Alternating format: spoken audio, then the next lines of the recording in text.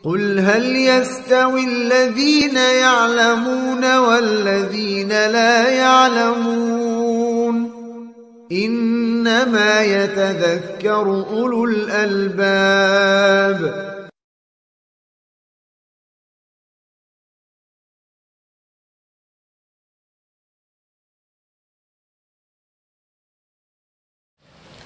Ihfadillaha tajidhu tujahaka, sekiranya engkau menjaga Allah, niscaya Allah Subhanahu wa taala akan engkau dapatkan di depan engkau.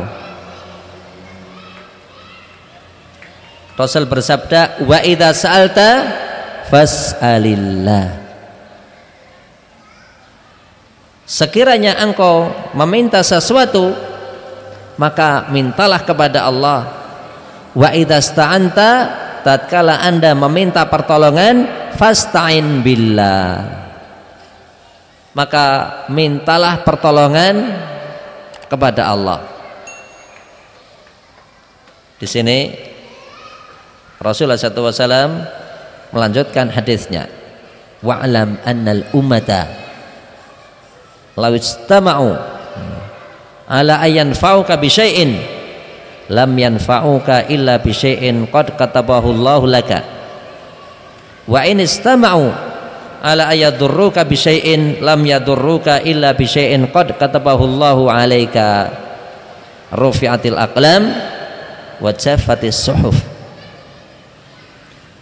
Wahai Abdullah bin Abbas, ketahuilah jika seluruh manusia berkumpul dalam rangka memberikan manfaat kepada engkau, wa'lam annal ummata law ijtama'at, seluruh umat berkumpul dalam rangka memberikan manfaat untuk engkau, jika Allah tidak menghendaki manfaat tersebut nyampe kepada Anda, niscaya manfaat tersebut tidak bakalan engkau raih. Wa in ijtama'u ala ayadurruka bi syai', sekiranya seluruh manusia berkumpul dalam rangka hendak mencelakakan engkau, lam yadurruka illa bi syai'in, maka kemadaratan tersebut tidak bakalan nyampe atas engkau. Rufi'atil aqlam wa jaffatis suhuf, lembaran telah kering dan pena telah diangkat oleh Allah. Maka seorang mukmin memiliki hal yang mulia yang tidak dimiliki oleh yang lainnya. Apa itu? Ad-doa. Da'a yad'u itu artinya meminta. Da'a yad'u itu artinya menyeru. Maka ada beberapa hal upaya agar seseorang doanya diijabahi oleh Allah.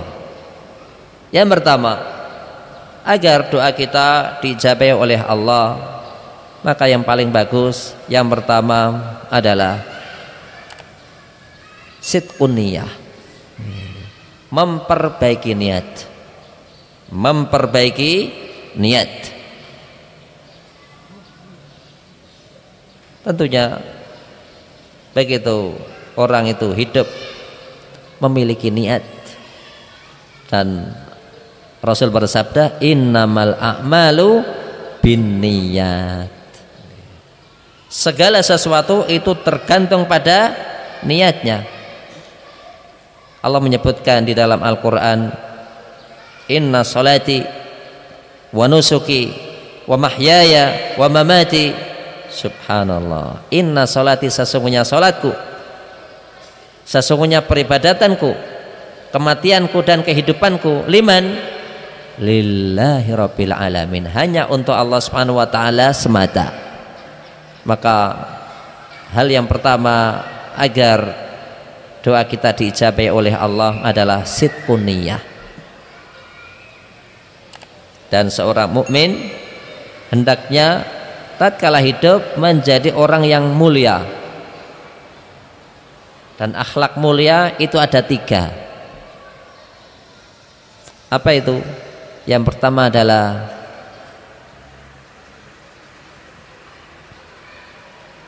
wajah yang berseri-seri.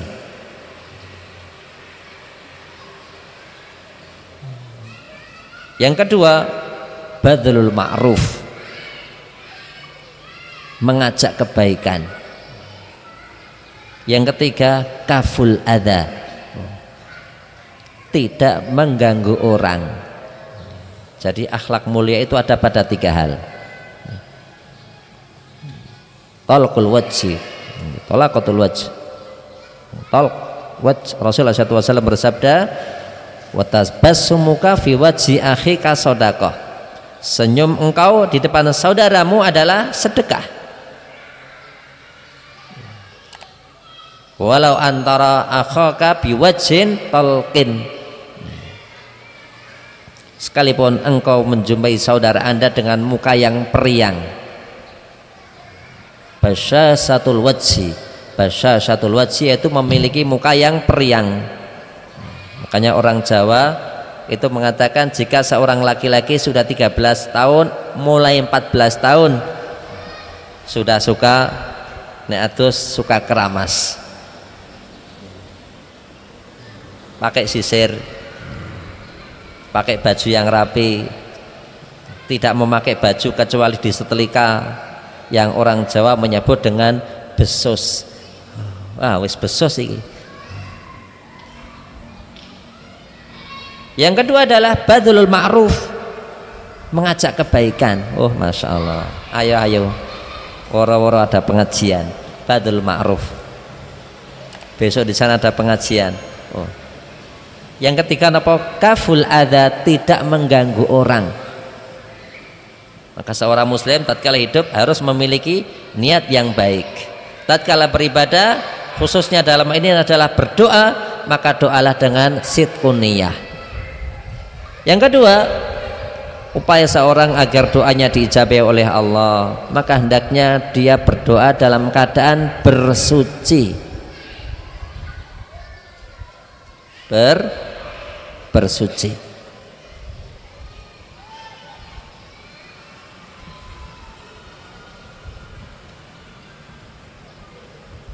Bersuci. La yuhafidhu ala taharati illa wa huwa mu'min. Tidak ada yang menjaga kesucian wudu kecuali dia adalah seorang mukmin. Ada seorang syekh waktu itu sampaikan materi di Bandung, kalau nggak salah waktu itu tahun 94. Saya ikut daurah pertama kali di Bandung. Salah satu yang disampaikan oleh syekh adalah adanya orang Arab yang pergi ke Eropa, keluar dari kamar mandi, ditanya, ngapain kamu di kamar mandi? Saya menyelesaikan apa yang menjadi tugas saya, dan saya barusan wudhu. Kemudian orang Arab ini bertanya, kamu berapa kali mencuci mukamu sehari? Dia bilang, kadang sekali, kadang 2 kali. Apa kata orang Arab ini? Saya mencuci kakiku sehari 5 kali. Aku mencuci kakiku 5 kali. Oh masya Allah, kaki yang 5 ya mas. Subhanallah. Baik, jadi menjaga kesucian. Maka seorang mukmin hendaknya dalam keadaan suci. Tatkala seseorang dalam keadaan suci, maka kapanpun dia hendak melakukan sholat sunnah, maka dia pun bisa melakukannya. Yang ketiga, agar doa kita mustajab adalah menghadap ke arah kiblat. Jadi yang namanya Ka'bah itu muhtaram, yang namanya Ka'bah itu adalah mulia. Maka ada larangan seseorang buang hajat menghadap ke arah kiblat ataukah membelakangi kiblat. Tentunya jika berada di ardin falah, tentunya jika berada di tempat yang terbuka. Makanya orang Jawa begitu mereka membuat toilet, mereka akan membuat yang penting tidak menghadap ke arah kiblat.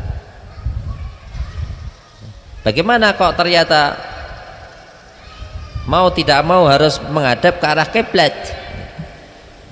asal itu berada di dalam ruangan maka tidak apa-apa. Sekalipun demikian banyak orang yang lebih mencari aman. Sekalipun ini boleh tapi aku mencari yang afdal. Apa itu? Membuat hammam, membuat toilet tidak menghadap ke arah kiblat ataukah tidak membelakangi kiblat sebagai bentuk pemuliaan terhadap Ka'bah. Dan Allah Subhanahu wa taala memberikan kepada kita suatu ayat, fawalli wajhaka syatral masjidil haram. Hendaknya Anda menghadapkan wajah Anda tatkala beribadah menghadap ke Masjidil Haram, al-masjid, Masjid al-Haram yang suci. Al-baitu al-atiq, rumah yang tidak ada duanya, al-atiq yang eksklusif. Falyabudu rabb hadzal bait. Al-bait yang dimaksud Ka'bah. Wa hadzal baladil amin, yang dimaksud al-balad al-amin adalah Ka'bah. Inna awwala baitin wudi'a linasi lalladzi bi Bakkah. Rumah yang pertama kali Allah bangun di muka bumi adalah Bakkah, menunjukkan kemuliaan Ka'bah. Kenapa? Karena Ka'bah memiliki banyak nama dan masih banyak lagi nama Ka'bah. Maka seorang mukmin tatkala berdoa maka menghadap ke arah kiblat. Dan ini tentunya tidak berlaku bagi khotib Jumat. Ya enggak Mas? Khotib Jumat tetap menghadap ke arah makmum, tidak mungkin dia kemudian membelakangi jamaah khutbah. Berikutnya, agar doa kita diijabahi oleh Allah, maka hal yang dibenarkan tatkala seseorang mengawali doa yaitu dengan memuji kepada Allah. Sebagaimana firman Allah, walillahil asmaul husna. Dan Allah Subhanahu wa taala memiliki nama dan sifat yang mulia. Maka begitu seseorang itu berdoa, dianjurkan untuk menyebut nama dan sifat Allah. Kok dia tidak bisa hafal banyak, dia ngertinya cuma Rozak, Ar-Rahman, Ar-Rahim. Liane apa ya? Ora apal le. Maka di sini sekiranya dia membaca Al-Fatihah, maka di dalam Al-Fatihah penuh dengan pujian. Disebutkan di dalam hadits qudsi, Allah Subhanahu wa taala berfirman, Rasulullah SAW memberikan penjelasan, kita qala al-abdu alhamdulillahi rabbil alamin. Maka jika seorang hamba berkata alhamdulillahi rabbil alamin, maka Allah Subhanahu wa taala menyambutnya dengan hamadani abdi, hambaku telah memujiku, wali abdi ma sa'ala, dan hak bagi hamba tersebut untuk memperoleh apa yang dia minta. Maka di sini pentingnya seseorang sebelum berdoa adalah menyebut nama Allah, ya Aziz, ya Jabbar, ya Razak, ya Salam, ya Kudus, ya Mutakabbir, ya Muhaimin, ya Ali, ya Al-Maliku, ya Kudus, ya Qahar, ya Wahab, boleh. Tapi kalau ternyata dia tidak banyak hafal, maka sekiranya dia membaca Al-Fatihah, maka di situ penuh dengan pujian. Berikutnya, agar doa kita mustajab, agar doa kita didengar oleh Allah, maka dianjurkan untuk membaca sholawat. Maka dikatakan di hari Jumat, innallaha wa malaikatahu yusholluna ala nabi ya ayyuhalladzina amanu shollu alaihi wa sallimu taslima. Apa yang dibaca oleh mereka yang mendengarkan khutbah, mereka akan mengatakan Allahumma sholli ala Muhammad wa ala ali Muhammad, paling tidak. Ataukah dia akan membaca sholawat Ibrahimiyah, Allahumma sholli ala Muhammad wa ala ali Muhammad kama shallaita ala Ibrahim wa ala ali Ibrahim wa barik ala Muhammad wa ala ali Muhammad kama barakta ala Ibrahim wa ala ali Ibrahim. Bisa dua, innaka hamidun majid ataukah fil alamina innaka hamidun majid. Ini adalah apa mas? Sholawat yang paling lengkap. Tapi ada sebagian orang tatkala disuruh membaca sholawat dia tidak memahami apa yang menjadi perintahnya. Ada sebagian orang berkata sholli ala nabi, sholli ala nabi, shollu ala nabi, hendaknya kalian membaca sholawat kepada nabi. Jawabannya shollu alaih, hendaknya kalian juga membaca. Maka di sini yang diharapkan tidak didapat. Kok ada perintah sholli ala nabi? Yang saya orang Arab itu kalau lagi tengkar kadang berkata sholli ala nabi. Oh suruh baca sholawat. Oh masya Allah, orang Arab itu nek nesu saja masih memberikan nasihat ya mas. Lagi ngumpul ada yang ngentot gitu tetap berdoa hadakallah, semoga Allah memberikan petunjuk kepada engkau. Oh orang Arab itu nesu saja masih ndongo. Nah, kita kadang nesu yang keluar di sebagian orang, ada yang keluar ya penghuni rumah sakit jiwa, ataukah ada yang keluar penghuni rumah sakit jiwa ataukah kebun binatang mas. Masya Allah. Jadi begitu kita diperintah sholli ala nabi, itu jawabannya adalah Allahumma sholli ala Muhammad wa ala ali Muhammad. Adapun sebagian mereka yang berkata shollu ala nabi, kok kemudian mereka jawab shollu alaih, maka apa yang menjadi perintahnya tidak didapat.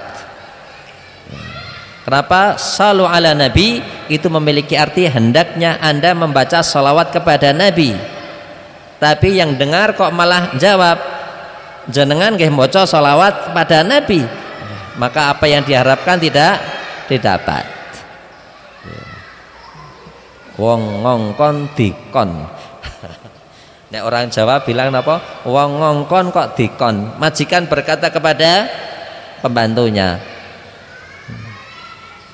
nduk nak latare sapu, jenengan nggih nyapu. Nah itu perintah malah dibalas dengan perintah. Baik, kita lanjutkan. Berikutnya di antara upaya agar doa kita didengar oleh Allah Subhanahu wa taala, maka dianjurkan untuk membaca apa mas? Ya dzal jalali wal ikram. Ya dzal jalali wal ikram. Di sela-sela doa maka dianjurkan untuk membaca ya dzal jalali wal ikram.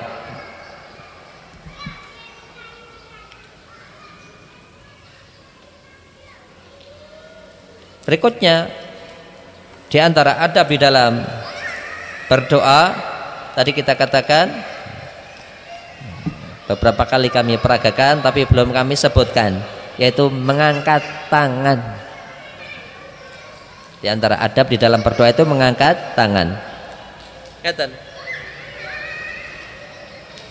Mengangkat tangan. Subhanallah. Demikian mas, menunjukkan bahwasanya Allah Subhanahu wa taala itu di atas. Maka seorang mukmin hendaknya tatkala dia berdoa menengadahkan tangan. Dan disebutkan di dalam hadis Allah Subhanahu wa taala malu untuk tidak memberikan apa yang diminta oleh hamba tatkala hamba tersebut meminta. Kenapa? Karena Allah berjanji ujibu da'watad da'i idza da'an.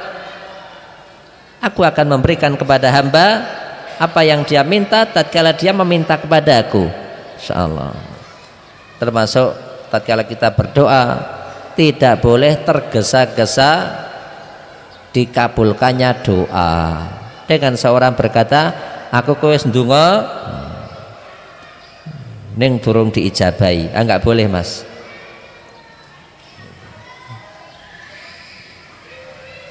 Rasulullah SAW bersabda, la ta'jazu fi du'a fa innahu la yahliku ma du'a ya ahadun. Janganlah kalian lemah dalam berdoa, karena sesungguhnya tidak ada orang yang binasa karena doa.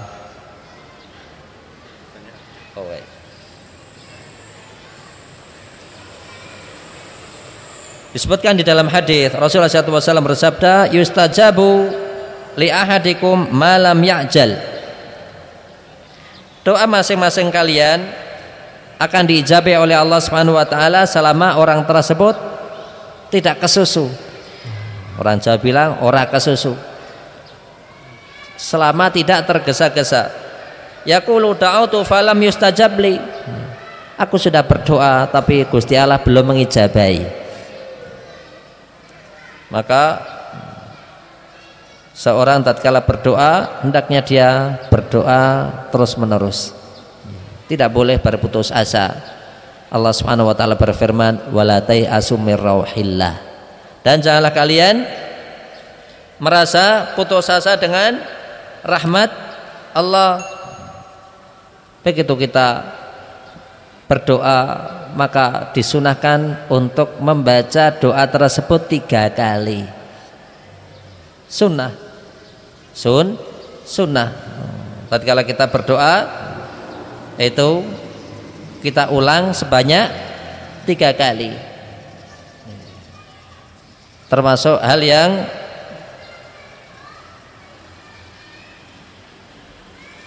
patut kita ketahui tatkala kita berdoa. Hendaknya seseorang berdoa untuk diri sendiri baru untuk orang lain. Jangan sampai ndonga buat banyak orang lupa untuk dirinya. Yang saya sebagian jamaah umrah, sebagian jamaah haji itu begitu berangkat haji, begitu berangkat umrah kadang dititipi amplop sama tetangganya. Satu amplop dibuka, tolong dicarikan jodoh yang soleh, yang kaya, nasabnya baik, faham agama. Buka lagi, tolong dicari, didoakan agar usaha jualan saya lancar, suami tidak nikah lagi. Macam-macam orang, insyaallah. Sehingga kadang yang namanya jamaah umrah itu karena mumet dititipi banyak doa, apa yang dia katakan, satu amplop kadang isinya 1 lembar ya Mbak, kadang 1 folio bolak-balik, Masya Allah. Sehingga karena dia nggak mau baca dengan jumlah banyak, dia cukup berkata, ya Allah, kabulkanlah semua permintaan yang berada di dalam amplop. Maka di sini tidak boleh. Ataukah dia baca doa panjang lebar, kemudian hari berikutnya dia berkata, ya Allah, idem kayak kemarin. Masya Allah. Maka orang berdoa dengan penuh kekhusyuan, meminta kepada Allah untuk dirinya sendiri, baru untuk orang lain, bahkan untuk orang tua kita. Maka salah satu untaian doa adalah Rabbighfirli wali walidayya. Masya Allah. Ya Allah, ampunilah aku dan ampunilah kedua orang tuaku. Di antara hal yang baik agar doa kita diijabai oleh Allah Subhanahu wa taala, maka makan dan minum yang halal. Makan yang halal, minum yang halal. Tadi kita sampaikan Mas terkait dengan ya Hayyu ya Qayyum juga baik untuk dibaca. Di antara hal yang baik untuk kita baca di sela-sela doa agar doa kita mustajab, tadi kita katakan ya Dzal Jalali wal Ikram, ya Hayyu ya Qayyum, ya Hayyu ya Qayyum bi rahmatika astaghitsu. Wahai Zat yang Maha Hidup, Zat yang senantiasa Al-Qayyum, mengurus semua makhluknya. Bi rahmatika astaghitsu, dengan rahmatmu aku meminta. Maka seorang tatkala dia berdoa, berdoalah dengan yang terbaik. Tidak boleh seseorang berdoa tidak serius. Maka disebutkan di dalam suatu hadis bahwasanya Allah Subhanahu wa taala tidak akan menerima doa seorang hamba yang ghafil lahin. Jadi maksud ghafil adalah lalai. Lalai, tidak serius dalam berdoa.